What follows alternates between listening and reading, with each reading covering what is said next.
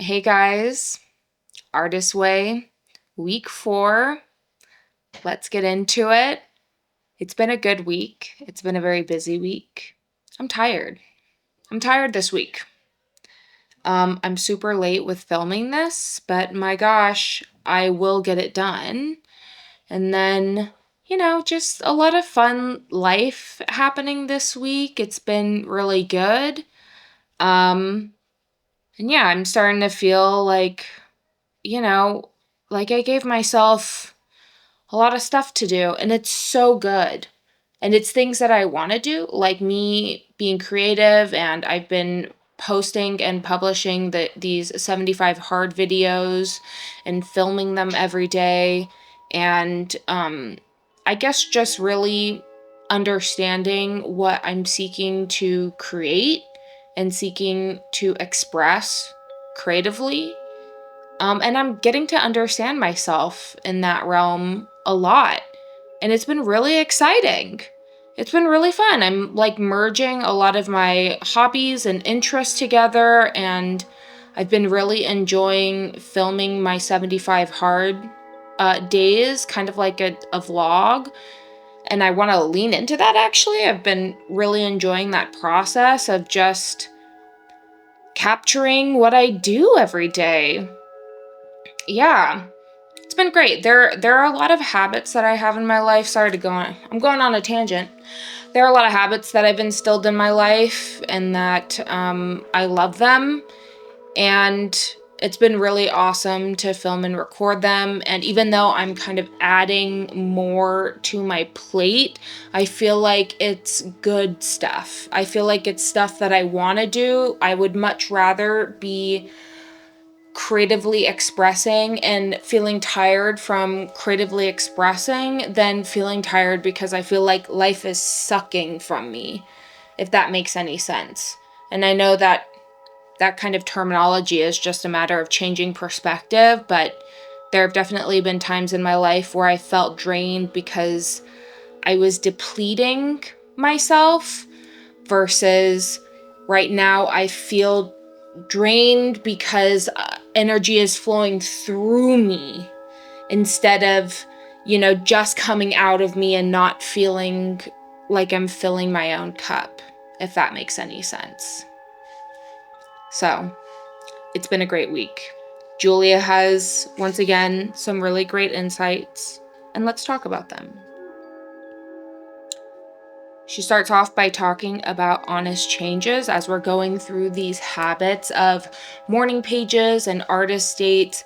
It's a stream of consciousness, kind of a meditation, really. These morning pages are like meditation. You're just stream of consciousness, writing down whatever comes into your brain. And she's been mentioning, or she mentioned this week, how there might be things that come up that you don't want to admit to yourself. You don't want to admit that maybe a great example that she uses is that not wanting to admit that you've outgrown this job or maybe outgrown certain friendships or etc. There are all these things that might come up that you don't necessarily want to admit to yourself. And she kind of says that these morning pages are the place where you should be admitting them. And there are times where you might avoid your morning pages, and that might be a indicator that there's something that needs to come out that you're not looking, that you're trying to neglect, or you're trying to, what's the word I'm looking for? Denial. Denial's a river, dochi. That you're looking to deny within yourself. So, yes, these morning pages are really cool and they're really good for that. And she kind of talks about some things about self-expression. And because this whole week is about recovering a sense of identity, recovering the self, she actually touches on some things that I don't know if I agree with. She talks about, well, firstly, she has a quote from Chekhov saying, if you want to work on your art, work on your life, which is a great statement, a great saying, because art is really life flowing through you, right?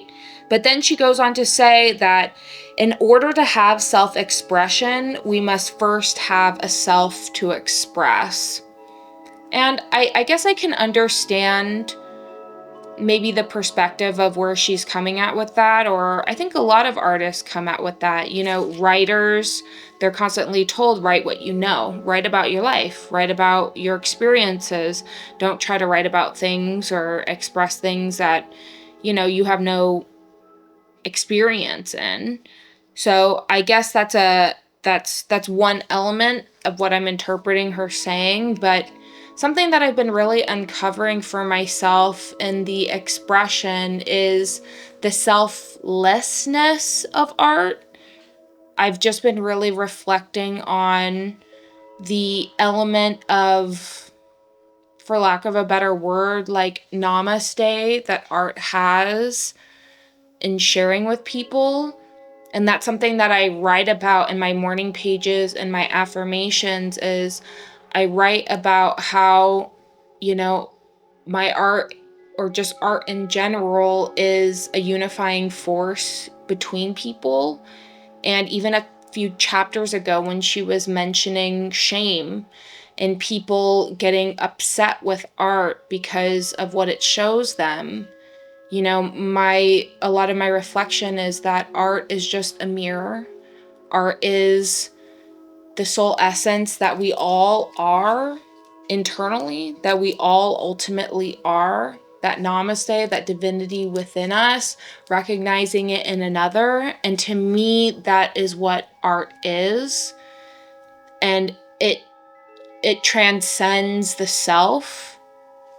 And I think a lot about last week too, when we were talking about the synchronicities and people just resonating with art. You know, it's interesting. I don't think that people resonate with maybe sometimes people resonate with the personality aspect of an artist, but I think they're resonating with something much deeper. And it makes me very reflective of, you know, there are times when things will go like viral, quote unquote viral, and you're like, why? Not because it doesn't have any value or merit, but sometimes things will go viral and resonate with people, and there's no logical explanation, right? And I think it's really interesting because a lot of marketers, social media, and otherwise, they'll try to emulate what it is that people are connecting with when something goes viral. But I think, I don't know, my philosophy or what resonates with me is the idea that they're not connecting to a tagline, or even, it isn't very often that it's like a company will go viral, though that does happen. I think of it when I think of TikTok and people who put something out there. Brittany Broski, we'll give a good example of Brittany Broski. You know, homegirl tried kombucha. That was it. Like, that was the start, right? But I think people really resonated to the energy of authenticity in that moment. And now look at her. Like, I love Brittany Broski. She's gone on to do so many things. And even just, I've seen her overcome her own limitations. We're going on a tangent about Brittany Broski. It's fine. But just to see her evolve in this as something that was just a really raw expression of what felt true to her in that time, in that moment. Started with her with kombucha, and then it's grown into all these other things. She kept stepping up to the plate of expression and being honest and authentic and sharing herself with people, which, yeah, like, there's a personality aspect to it, but there's also the underlying, people are addicted to authenticity. They love authenticity. They love seeing people be themselves, even when themselves is quote unquote like not perfect, or it shows their flaws, quote unquote, especially in this day and age. So I think that energy of authenticity it transcends the self. Because each and every one of us, when we are authentic in ourself, there is no personality. There is no, like, it's the essence of our being. And I think about that too. Another example is I think about it as it relates to this one creator called Hubslife. I really love his work because he is just frequency holding. He is just being a dude who's living life, who isn't, there are times lately, especially because he's gotten a lot bigger, where he has more grand expressions of life, but his whole basis, his whole foundation is about the small moments in life and kind of capturing that. And some people would call that romanticizing everyday life, but I just think of expression like that really resonates with me, and it has nothing to do with someone's personality or the self. So that's something I reflect on a lot. And actually, I reflect on how can I have my art be less about myself? Not in that it isn't okay for me to share myself, because that's also something I think I've mentioned in a previous week, where sometimes I struggle with the story. That was week 1, or week 0. Sometimes I struggle with the story. Like, when do I tell the story? What is the bigger message of what I'm looking to express through me? And then where does that story come in a way that's most impactful to the message? And I ask myself a lot is, how can I not lead with myself? How can I lead with something that's greater than myself, that is the unifying force between people? And then sometimes the self is just the entry. It's just the portal to other people relating to you. Someone might really resonate with my personal story, but I never want it to be where I'm unable to connect with people through art unless they resonate with my personal story. Does that make any sense? Like, I always want my art to be something that is transcendent of just this personality of, here's Cassie and she grew up here and her parents are blah, blah, blah. And all the whole story, the narrative of my life. I always want my art to have an essence that's deeper than myself. And I think that's something that I'll be continuously learning and evolving and learning, like, what feels true and authentic to me in that expression. So, long tangent. I don't know if I necessarily agree with her statement about that, but you know what? Maybe that's just the way I'm interpreting it. And also, don't have to agree with everything, right?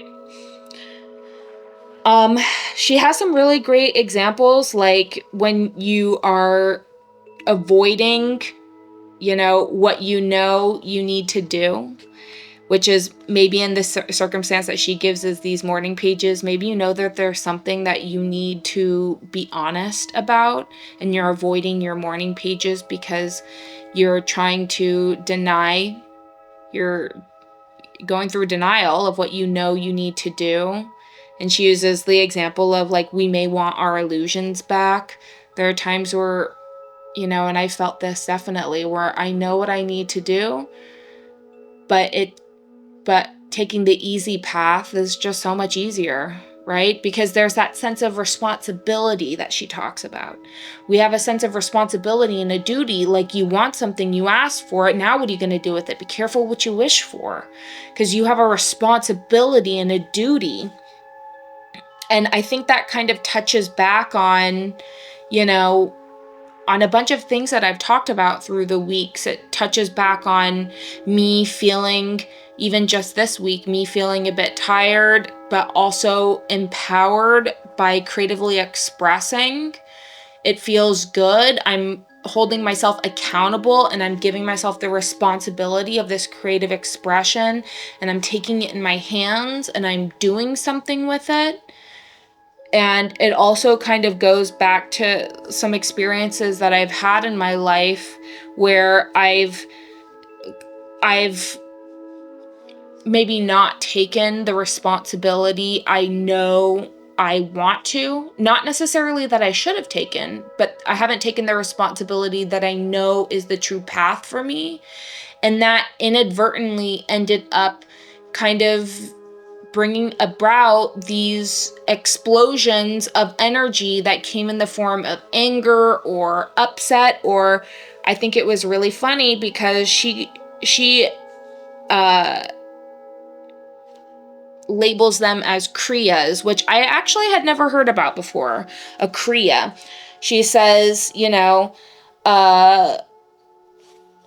when you're going through these circumstances of denial and not taking the action that you know you need to take, we might say, I don't want to raise my consciousness. We wail. And thanks to the morning pages, we learn that we learn what we want and ultimately become willing to make the changes needed to get it, but not without a tantrum and not without a kriya, a Sanskrit word meaning a spiritual emergency or surrender. I always think of kriyas as spiritual seizures. Perhaps they should be spelled kriyas, Krias, instead of Kriyas, because they're cries of the soul as it's wrung through changes. Sometimes it looks like a bad case of the flu after you've broken up with your lover, or it has like a physical manifestation. And I resonated with that so hard because there have been so many times. There have actually been like 2 times that I can pinpoint exactly where I've had these kriyas kind of overcome me and yeah, it's like a temper tantrum, but it was a very physical response. One was a couple years ago when I felt it was about 2 years ago. I was at a company and I felt like like how she says that I had outgrown my job and I was looking for what's next. And I felt in that moment very frustrated at God because I'm like, where am I going? Where should I be going? And, God is laughing because God is, I'm thinking God is like, girl, you have to follow the path. You have to follow the instinct. You have to do the work, AKA this work that I'm doing now. But essentially in that moment, I have a thyroid problem. Actually, I'm going to rephrase that because I don't technically have a thyroid problem anymore. At the time, I had a thyroid diagnosis that, my doctor had told me that because I'd been on the lowest dose of medication for so many years and I lost a lot of weight, I lost like 200 pounds, I could actually probably get off the medication. And so I decided, yeah, I do want to get off the medication because I'm healthy. I love my body. Yes. And it was a few things. I think number one, it was a kriya of me having this explosion of emotion and I could feel it in my thyroid melting. Also simultaneously, like melting the years of medication that were synthetically pumping hormones into my thyroid to make it more active. Once I stopped taking that medication, I had a lot of emotional volatility, but it also was a kriya. I realize that now because something similar happened to me a couple weeks ago. Like a month or so ago, I had a very big emotional burst at work where I felt a lot of the same sensations, and I could feel like my thyroid acting up at the time, but it was like I could feel it thawing. I could feel all these old emotions thawing and kind of releasing through my body, and then me transforming them, restabilizing them, re-expressing them. And it was a really interesting experience, because sometimes, like similar to anger, you know, these Kriyas, I think, are meant to show you, like she said, the life that you were living is no longer working for you anymore. You know, you can't, this Kriya is telling me, you can't be in denial anymore. This Kriya is telling me, you know what you need to do, and you need to take action in the direction of what you know you need to do. You know what needs to happen. And yes, I really love her talking about that. And I'm going to do more research on Kriyas, because I'd never heard of that before. So these Kriyas are also synonymous with surrender. Every time that I've experienced a Kriya, which I've probably experienced it more times, but there are two very tangible times in my life that I am like, that was a Kriya, for sure. That was a Kriya. Like, it's also synonymous with surrender, you know?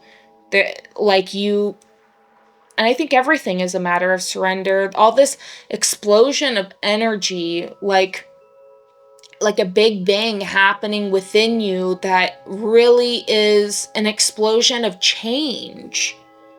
It's really this energetic change happening within you that is like, molecularly, this is no longer working for you. What life you'd been living before is no longer working for you.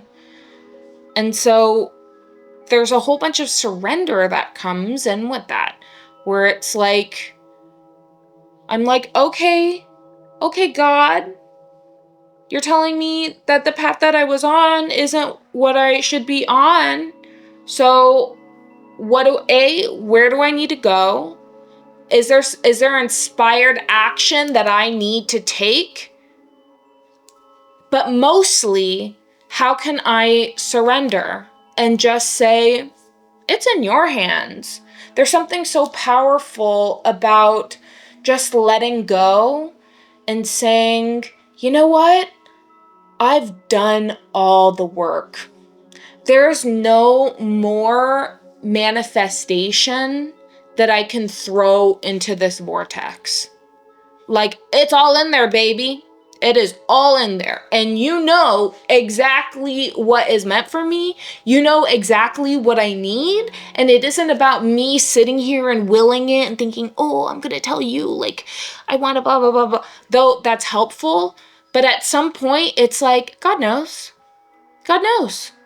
God knows what you need. When you feel like your life isn't working out anymore, or it isn't resonating with you and you feel a change coming, there's so much surrender that goes into that tells you that you need to go with the flow instead of going against it. And so that's been kind of a theme of this week as well, is, you know, what do I need to do to just surrender? Because the more I surrender, the more I let in, right? Things that I might want, things that I might don't want. Does it really matter? All that really matters is just being present in the moment and sitting in the energy and the resonance of me knowing what all that I feel within me, whether it's whatever, you know, jobs I want or whatever experiences I want, how I want to build, create more art, build my own business, build more of this hustle for this expansion of consciousness. And I don't know. There's a part of me that doesn't even like saying that, because it feels, I don't know. Maybe I need to reframe this. Part of me feels like pretentious saying something like that. But I genuinely feel like, you know, me wanting to do these videos and me wanting to express life through me, through art, is really just the neuron effect of an expansion of consciousness. And that is not my duty, not my job, but that is what it's all about for me. And so, yeah, it's just been really explosive within me to ask myself, what are ways, how can a business do that? That's the mission of the business. It isn't to like make money per se, though that comes with it for sure. That comes with it, you know? And yes, queen, I mean, that's also something that I'm like, yes, queen, like also know your worth and allow yourself to feel grateful and to know and feel gratitude and know that the energy that you come out, allow yourself to receive the abundance from all the energy that you've channeled through you. Let yourself receive it internally and perpetuate that flow through monetary, through experience, through all these different ways to experience and to embrace and allow yourself to receive. And money is one of those ways. Whew, I went on a tangent with that one. Anyways, we go through these kriyas. I don't even remember what I was talking about. We go through these kriyas. She talks about when you're expressing and you are writing down all your feelings and all the things that you're thinking about and the life that you have to express. That's what creates art. And I agree with that. That's what artists do, you know? We express our feelings and then we share them. We make art out of them and we share them. And I think that is also the expression that resonates with what I was talking about before, how it's not just about the person, right? All these emotions, we all experience these emotions, and recognizing that these emotions are also not us. Like, I am not anger, I am not sadness. I am the experiencer of sadness. So when we share our feelings and our thoughts through art, innately it taps into that larger essence of the self of everyone. There's also this stability of creativity, which I love that she always talks about this. She says people frequently believe the creative life is grounded in fantasy. The more difficult truth is that creativity is grounded in reality, in particular, the focused, well-observed, or specifically imagined. And I think that relates to a fear of mine is the loftiness of creativity. I have a fear of being too lofty, being too like in the stratosphere and not grounding it, because there are a lot of ideas in the world. There are so many ideas in the world, and there always will be. Life is constantly seeking to express, and all that's what all these ideas come, or they come in the form of all these ideas. But I don't want to live with my head in the clouds, as fun as it might be. I want to root that. I want to bring all these ideas, like siphoning through the crown of my head. I want to bring these ideas into see them, touch them, feel them, smell them, experiences in my reality. And sometimes I just get worried that the life of creativity is too abstract, where you're just living in your head and living in fantasy. And I don't want that. So I know I've mentioned it so many times, but I just love how she always grounds this creativity. She always grounds this creativity. Another part that she talks about, which is one of my favorite, is, you know, she talks about this growth that happens as you're doing these morning pages, as you're doing the artist way.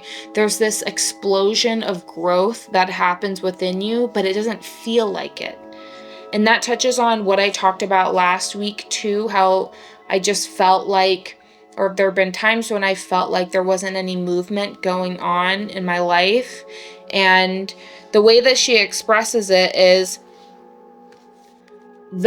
I'll read from her. She says, the analogy that I use is that once we engage in the process of morning pages and artist dates, we begin to move at such velocity that we do not even realize the pace.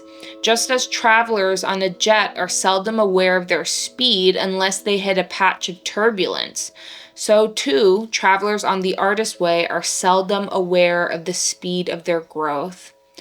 This is a form of denial that can tempt us to abort the recovery process that isn't happening to us. Oh, yes, it is. Isn't happening is in quotes. And yes, this is what she's talking about. Like, continue to do the work, even if you don't feel like you're getting the results that you might want. And this goes back to that concept of, am I doing this for a result, or am I doing this out of joy of the process? And so creating these habits, creating these systems and structures is everything for artistry, because you as an artist, me as an artist, I am channeling and creating, synthesizing my emotions, my thoughts, and expressing them, and doing that regularly, doing that every day is everything. That's what it means to live a creative life. And it doesn't matter what you're creating. You don't have to make a painting every day. I really believe that just being an artist in itself is this process of synthesizing your emotions, your thoughts, your feelings, and then creating them in anything. Maybe you're creating it through a spreadsheet. Maybe you're creating it through whatever, through a math problem. Like, it doesn't matter how it's being expressed through you, but it's the expression through you that makes an artist. And yeah, there are times when it's like, man, nothing is happening. What's going on? Like, but again, I guess that goes back to just being present in the moment, because there have been times, certainly in my life, I'm sure in everyone's life, there is only this moment. You know, anything in the past is an illusion. Anything that you want to happen in the future is just also an illusion, and it's a projection of the past. But even there have been times in my life where I've set goals for myself, and, you know, the goal never happened like, tomorrow. When I lost 200 pounds and I weighed like 400 pounds, it wasn't like the next day I woke up and bam, I was, totally different weight. But at the same time, when you tap into the present moment, it was like I tapped into the present moment one day and I'd lost 200 pounds. Like, it never happens in the future. Tomorrow never comes. The future is never here. It's always just in this moment. And so I always just remind myself, like, whenever I feel like things aren't moving, to take a look at where I've come from and how far I've come. And, like 4 years ago, I weighed 400 pounds. Like, look at how far I've come.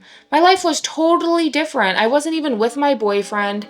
I wanted a partner. I wanted a new job. All these things, like these things that you want. But at that time, I was like, nothing is moving. Nothing is moving and nothing is happening. But there has been so much movement. And so, yes, I'll just wrap up, like, sticking to the habits, everyday habits, things that you can do every day, guide and facilitate that movement. And they put it on hyperdrive. And just, this is a reminder to myself, just one day you realize that it happened. You show up to the present moment and you're like, oh yeah, I did hit that goal. I did kind of get some move. I moved so far. I moved from A to Z. We'll wrap up soon, but she also talks about reading deprivation, which I think can be expanded. I know a lot of people talk about this, about reading deprivation, how it's like, when she wrote this was quite a few years ago, so there wasn't all the technology that we have today. And I think that this concept of reading deprivation, allowing your mind to kind of get bored and to not be, consuming media or reading books or etc. I think it can be expanded to more forms of media and other people's art. And I know for me, I love YouTube. I love YouTube, obviously. Like, so it's like I'm always absorbing other people's art. And I think there's something to be said about giving yourself the time and space to not consume and not even necessarily produce either, but giving yourself space to not consume other people's art, no matter the medium, I think is really powerful. And so, no, I didn't do reading deprivation this week, but I will be doing it eventually. We'll wrap up the last check-ins. Morning pages. I think I missed one day of morning pages. Just because I'm still figuring out my morning routine with doing 75 hard and balancing. Like, I have a monster of a morning routine. I've been going to the gym, and then I try to get a meditation, a morning pages, a breakfast, all before I start work. And then sometimes I'll have to break it up. So I'm doing those things like in between meetings at work when I have time. And then sometimes I just don't have time. So yeah, I think there's just more finessing there, and me also getting up at the time that I intend to get up because I have a tendency to delay. But that's between me and me. I did go on my artist date this week. I went to go see Eckhart Tolle.